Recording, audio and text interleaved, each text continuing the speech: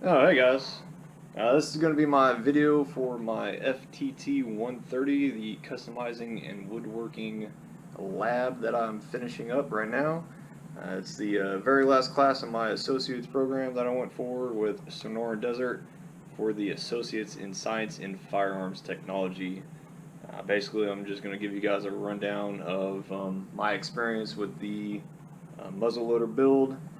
Um, some of the issues I had going through the build as a whole, some of the things that went smoothly, some of the things that didn't go so smoothly, and we're going to do a little functions check, and basically I'll wrap it up with a summary of the entire associate's program. Hopefully you guys found this video because you too are taking the one of the courses offered through Sonoran Desert, and I hope this video helps you guys out. All right. First things first, let's go ahead and move on over to my workstation, and yeah. Oh, hey guys. So now that we're over in my workstation, this is where everything was done. I got my just a small little kind of dinky rifle rest right here. I'd use this, or I've got my big vise over here. It's on a swivel, so I can actually move it around just out of the view of the camera. I got my drill press, and then my camera's actually sitting on my toolbox right now.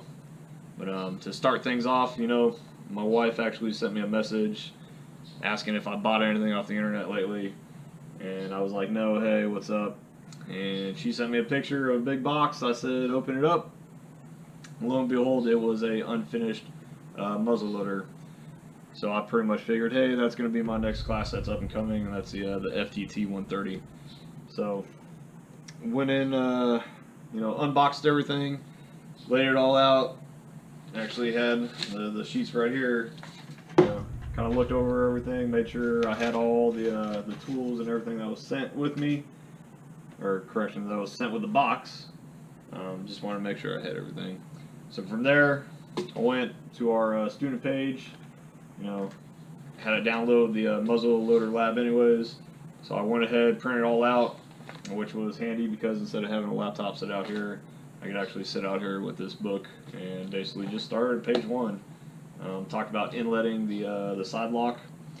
Wasn't all that hard, but as you can see on page 5, in actual figure 5, that little kind of like a retaining post or resting post, whatever you want to call it, right up towards the top underneath the hammer.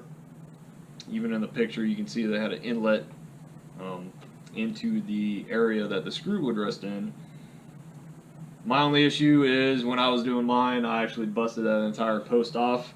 So what I ended up doing is I've got a little tray full of these little sleeves right here, and I basically just shaved everything off on the inside, drilled a hole to the correct thickness of that, just short of going all the way through, and pushed all that in there. My only issue was once I did that, I couldn't function the hammer properly between half cock and full cock. It wouldn't allow it to lock all the way back, and it would just it'd end up causing issues. So what I ended up doing is I basically had to trim the bottom 3/4 of that sleeve off to allow the arm on the inside enough room to articulate up, and but now it's working fine. From there, started working on all my brass pieces. Brass pieces weren't super hard. They didn't require a whole lot of kind of preliminary servicing and all that stuff. On my butt plate, when I inlaid that, I ended up using my Dremel tool to kind of speed up the process. That was probably the biggest thing I struggled with throughout this entire build. I'm one to get into a project and try to knock it out as quick as possible. So over a week's time, I did the bulk of the work. Ended up leaving out of town for just over 8 days. Came back, was working on another project of mine for a couple days, getting ready to start back up with work, and just had to knock this out. So finally I got it all put together and everything. So yeah, pretty much as long as you guys follow the book step by step, really not that hard. During the assembly process, my barrel tenons actually kind of gave me a run for my money.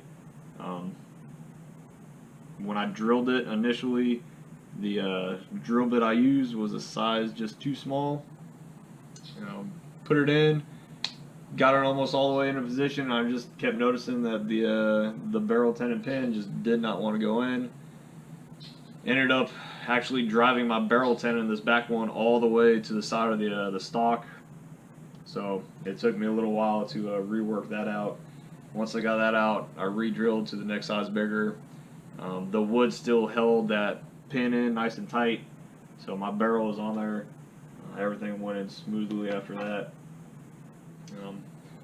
I will say probably the biggest thing that biggest challenge for me on this whole thing, like I said, was inletting. Initially, I thought bluing the barrel was going to be my hardest struggle, but actually, I did it twice. Used some super blue right here. Picked that up from Academy Sports for, I think it was like $8. And yeah, just as long as you follow the steps, degrease it nice and good. Hung it up. I actually hit it with a little blowtorch that I got to heat up the metal. Put one coat on, let it sit for a little bit, rinsed it, repeat. And initially it looked it looked like quite a bit brighter. And then this morning I woke up, wiped it down real good, put 2 coats of CLP on it. My last coat, I heated up the metal, wiped down another coat of CLP on there, and it actually darkened up really good. So I like the way that turned out. Polishing brass, it's polishing metal, so that's going to take some time anyways. I actually found from one of my other classes, I use kind of like a 2-step for polishing. I use this Hops gunmetal polish first. Kind of got a little abrasive grit in there, so that kind of helps, get some of the scuff marks and everything, smooths everything out. And then a buddy of mine told me about Meguiar's normal metal wheel polish. So I do the Hops gun polish first, and then I do the Meguiar's, and it just it gives a real nice shine to everything. And I did that on my 1911 for one of my labs, and then even on my AR build that I did earlier in the course. I did that when I was, building the gun while I had everything apart. From this build, something that I could, definitely see that I can transfer over to modern firearms would probably be the bluing aspect of it. I actually have a buddy that just called me up the other day. His wife's parents found a old French handgun laying in one of their drawers. They have no idea what it is. They sent me a picture of it. I'm still trying to identify which type of handgun it is, but it definitely needs a restore. So I'll be stripping that thing down and re-bluing that.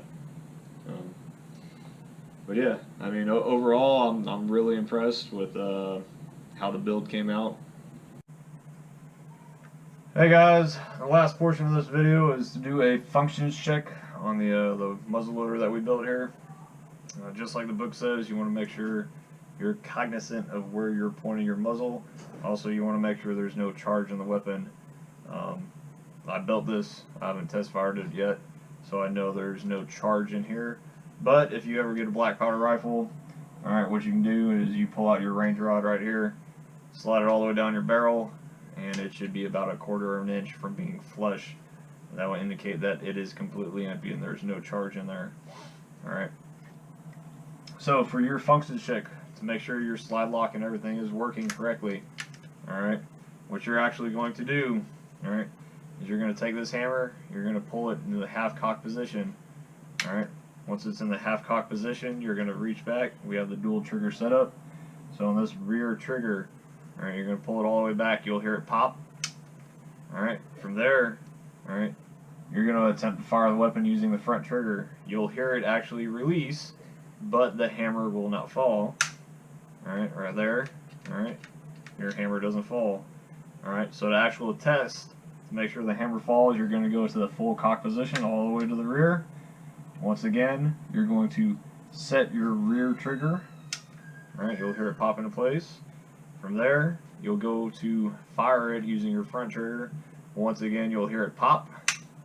Alright, and as you continue to apply pressure, all of a sudden you'll feel it Alright, it will snap and it will release that hammer. Alright, that is how you do your function check on your Shenandoah 50 caliber rifle build. Alright, and that is it.